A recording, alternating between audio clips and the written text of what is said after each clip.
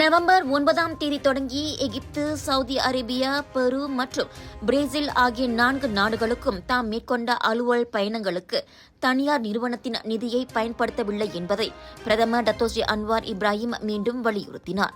தமது பேராளர் குழுவின் விமான பயண செலவுகளுக்காக 1.6 மில்லியன் ரிங்கிட்டை அரசாங்கம் செலவு செய்திருப்பதாக அவர் விளக்கம் அளித்தார்.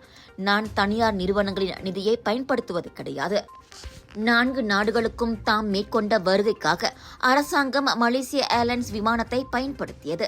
இதற்கான செலவு 1.6 மில்லியன் ரிங்கிட் ஆகும்.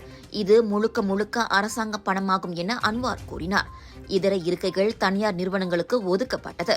முதலீடு மற்றும் கூட்டு தொழில் திட்டங்களை மேற்கொள்வதற்காக தனியார் நிறுவனங்களுக்கு இந்த இருக்கைகள் வழங்கப்பட்டதாக இன்று தனது முகநூலில் வெளியிடப்பட்ட பதிவில் அன்வார் இவ்வாறு தெரிவித்தார்.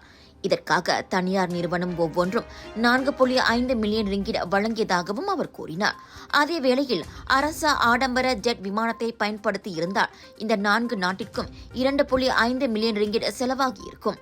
எனினும் பங்காளித்துவத்தின் மூலம் அரசாங்கத்திற்கு 1.6 மில்லியன் ரிங்கிட் மட்டுமே செலவானதாக அன்வார் குறிப்பிட்டார்.